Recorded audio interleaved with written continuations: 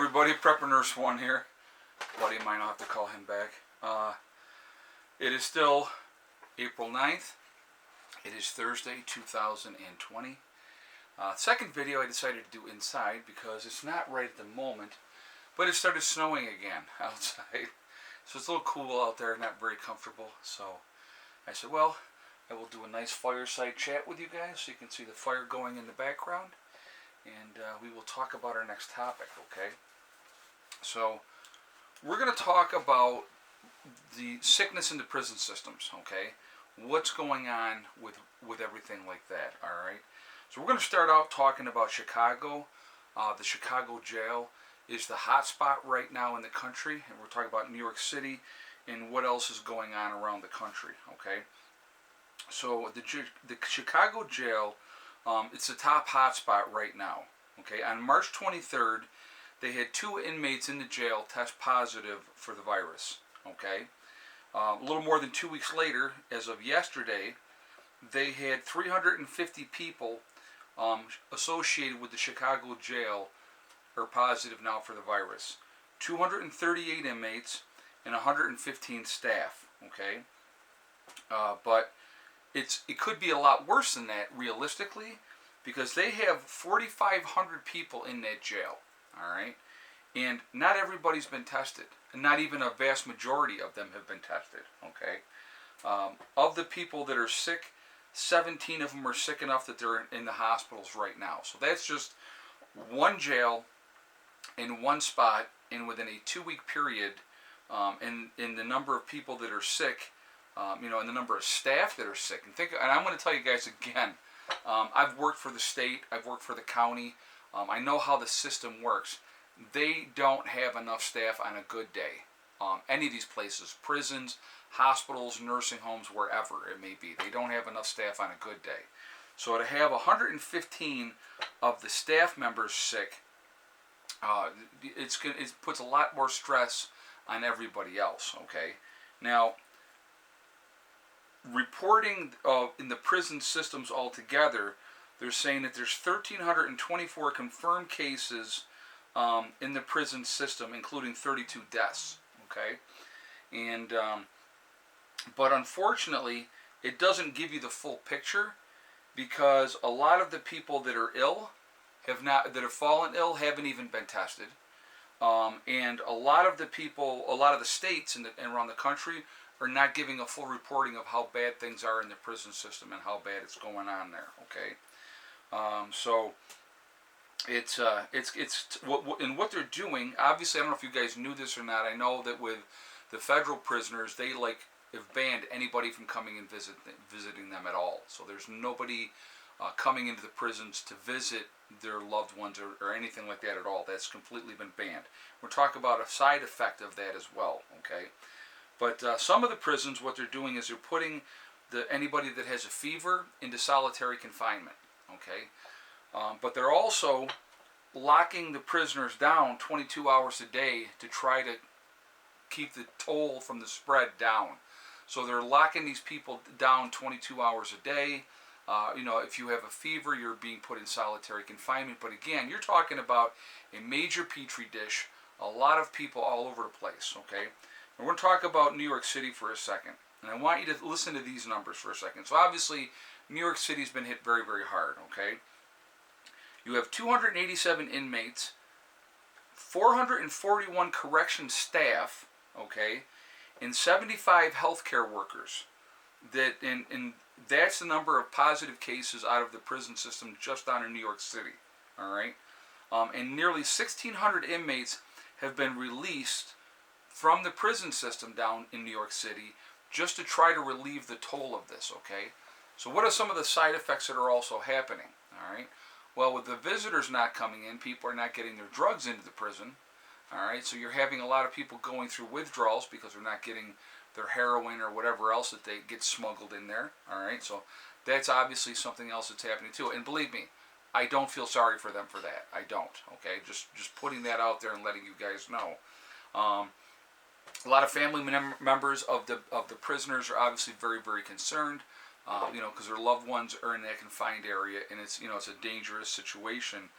And within the spread of that. I think it's going to be a lot worse in the prison system down there. I think it was something else I was going to tell you or not. But it's spreading like crazy in the prison systems because you have confined areas. You have, the staff are in and out, and maybe they get it, they bring it back. So think about like the healthcare workers down in New York City. 75 healthcare workers are sick with the virus. They are going from cell to cell to cell all the time giving out meds. So it's a really easy way, for that transmission of the virus to spread around to a lot of different people. Scary stuff, guys. I mean, I couldn't even imagine. I mean, it's bad enough. Okay, so it's bad enough being free, if we call it free, and, having to deal with this situation and trying to self-isolate and stay away from people. But if you're in prison, and don't get me wrong, a lot of them deserve to be exactly where they are, okay? And I'm not like, oh, poor the prisoners and we need to let them all free. Absolutely not. That's not what I'm saying at all. But there are a lot of people that are in prisons for crimes that are not that big of a deal, like especially like, marijuana charges and stuff like that. I mean, there's people doing hard time because, they had a half a pound of weed or something. I'm just using that as an example. So there's a lot of people that are in the prison system that don't need to be in the prison system. But let's think about the prison system again, too. What is the prison system, okay? Slave labor is what the prison system is. The prison system is making a tremendous amount of money by cheap labor because these prisoners are paid squat to do all kinds of stuff. And so, that obviously contributes, to that. So that's something to think about as well. So with everybody being locked down all over the place, and it's not everywhere, but they're more and more doing it. And as this virus spreads, you're going to see it more and more. They're not being productive. They're not making money for that prison system. I mean, the prison systems get absolutely rich off of the inmates. They absolutely do. Because when you're paying somebody a quarter an hour and producing goods and whatever it may be that they're doing, that prison system is making a tremendous amount of money. But so yeah, it's just it's absolutely crazy. The toll on that, and obviously we know also that the healthcare in the prison system is not up to snuff. There's not enough people in there taking care of people, and again, when you have the staff getting sick and not being able to go to work and all those type of things, that affects everything as well. The morale on the staff, the morale on the healthcare workers, the morale of the prisoners themselves. I mean, I couldn't imagine being confined 22 hours a day and then still have to worry about, am I going to catch this crap that's going around the whole prison? And, is everybody going to get sick? And like I said, and when they are not testing everyone, they don't know. Again, a symptomatic person is going to be walking around and feel fine, have the virus, spreading it around, and not even know that they're doing it. So really, it's a very dire situation, and I do feel bad for a lot of the people that are there. Again, especially the ones that are in there for small crimes. Nothing. People make stupid mistakes. Don't get me wrong. It happens every day. They make a bad decision. They end up getting jammed up, and they go to prison. They're not necessarily bad people, but they make a bad decision, and it gets them in hot water. Okay. And so sometimes you have, young men and women that make a poor decision and they end up, doing 4 or 5 years or whatever it may be in prison. But now you're locked up with everybody else.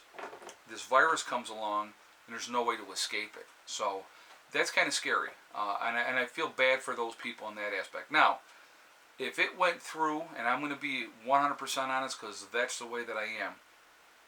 If it went through the prison system and killed every rapist and every pedophile that is in that prison, I would not shed one tear. I would absolutely be very, very happy about that, and that's just being honest, okay? All your serial killers that go out there and kill people just for fun, if they all got it and died, wouldn't shed a tear, okay? Now, obviously, there's people in prison for manslaughter. They got in a bar fight, and they, unfortunately, it went too far and somebody got killed. That's not, to me, somebody that was like premeditated out there looking to kill somebody. So again, there's a circumstance for every situation.